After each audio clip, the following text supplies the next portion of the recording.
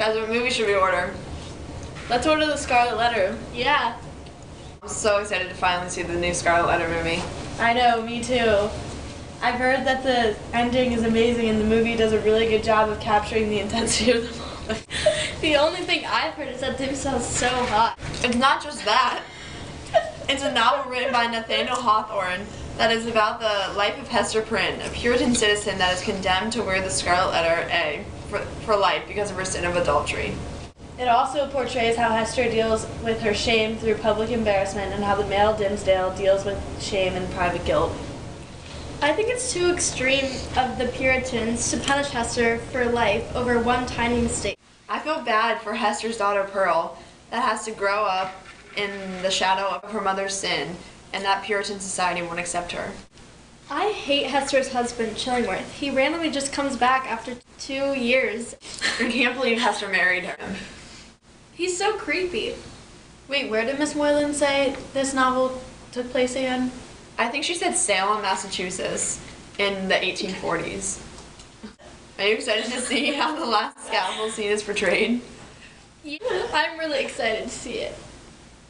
Is that the scene that Dimmesdale reveals the mark on his chest symbolizing his part in adultery? Yeah, and Pearl finally accepts him as her father because he comes clean to not only Hester and Pearl, but to the town also about what he did and stands by them. It's so sad that he dies on the scaffold right after his confession, right?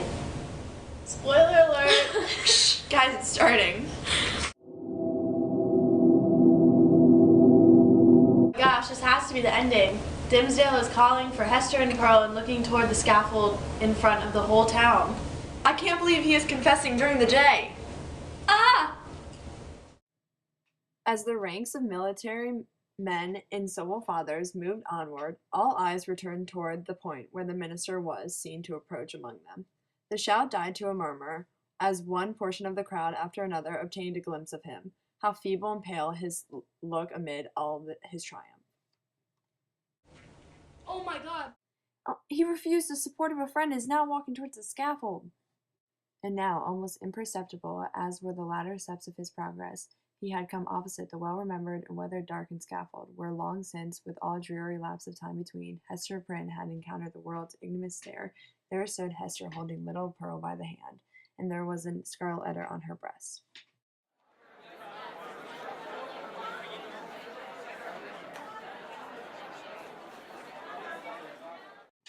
He stood at this moment on the very proudest eminence of superiority, to which the gifts of intellect, rich lore, prevailing eloquence, and a reputation of whitest sanctity could exalt a clergyman in New England's earliest days, when the professional character was of itself a lofty pedestal. Such was the position which the minister occupied as he bowed his head forward on the cushions of the pulpit at the close of the election sermon. Meanwhile, Hester Prynne was standing beside the scaffold of the pillory, with the scarlet letter still burning on her breast. Hester Prynne, in the name of Him, so terrible and so merciful, who gives me grace at this last moment to do what, for my own heavy sin and miserable glory, I withheld myself from doing 7 years ago, come hither now and twine thy strength about me. About my strength, Hester, but let it be guided by the will which God hath granted me. This wretched and wrong old man is opposing it with all his might, with all his own might, and with the ends. Come, Hester, come, support me up yonder sky. The crowd was in a tumult. The men of rank and dignity, who stood more immediately around the clergyman, were so taken by surprise and so perplexed as to the purport of what they saw, unable to receive the explanation which most readily presented itself, or to imagine any other, that they remained silent and inactive spectators of the judgment which Providence seemed about to work. They beheld the minister, leaning on Hester's shoulder, and supported her arm around him, approach the scaffold and ascend its steps, while still the little hand of his sin-born child was clasped in his. The whole earth over, there was no one place so secret, no high place nor low place, where thou couldst have escaped me, save on this very scaffold. It is not this better that we dreamed of in the forest. I know not. Better? Yeah, so we both die, and little Pearl die with us. For thee and Pearl, be it as God shall order, and God is merciful. Let me now do the will which he hath made plain before my sight. For Hester, I am a dying man. Let me make haste to take my shade upon me, people of New England.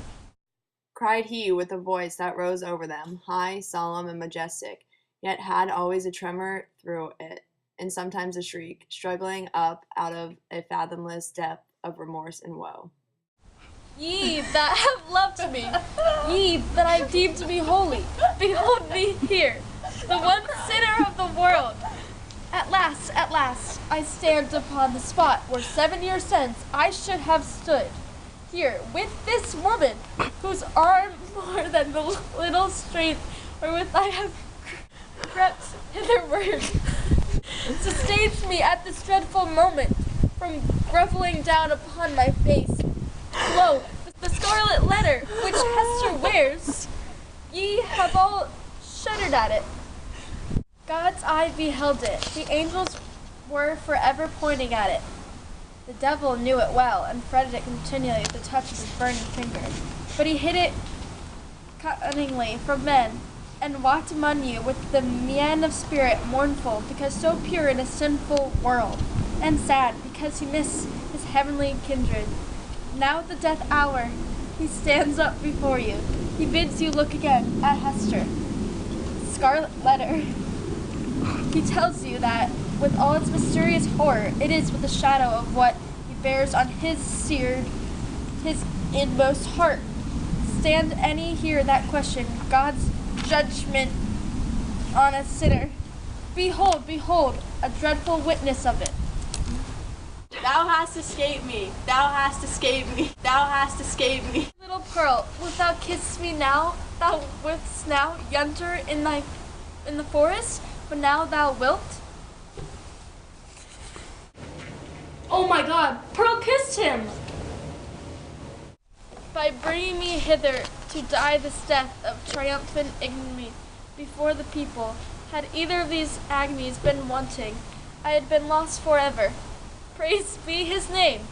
His will be done. Farewell. That final word came forth with the minister's expiring breath. The multitude, silent till then, broke out in a strange, deep voice of awe and wonder, which could not as yet find utterance, save in this murmur that rolled so heavily after the departed spirit.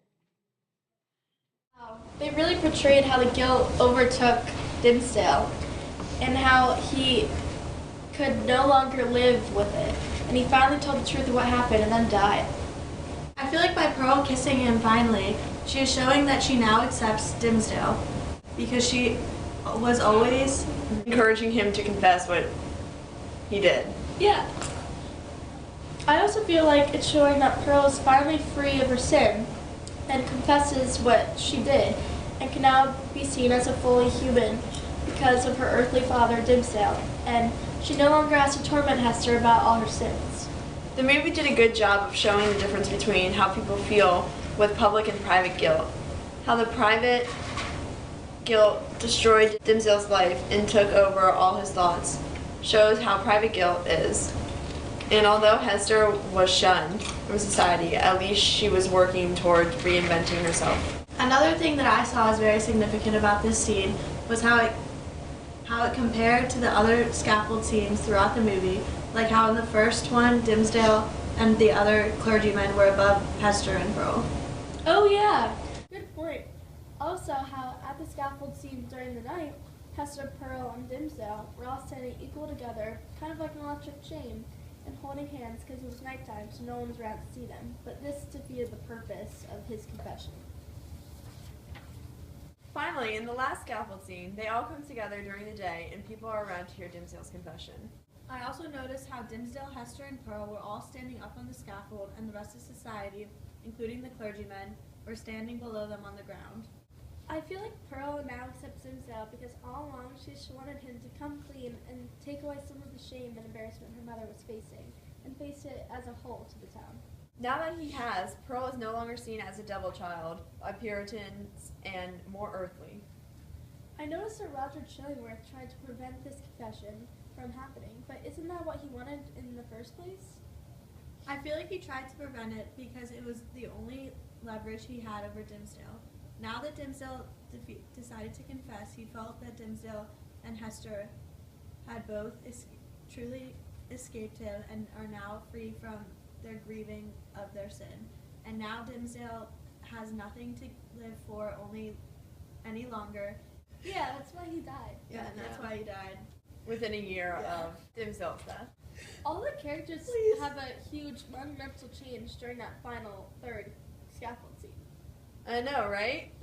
Pearl finally achieves humanity. Chillingworth is free of tormenting Dimmesdale, which was all he was living for at the time. And Dimmesdale is free and gains his soul once again.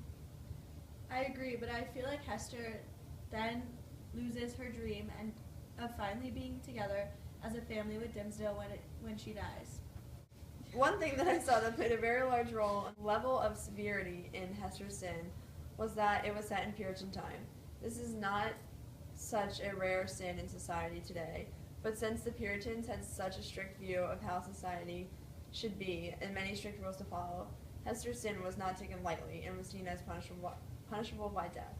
I agree Puritans' views were so strict, and I am glad that Hester was not put to death since it was unsure whether or not her husband was dead or alive.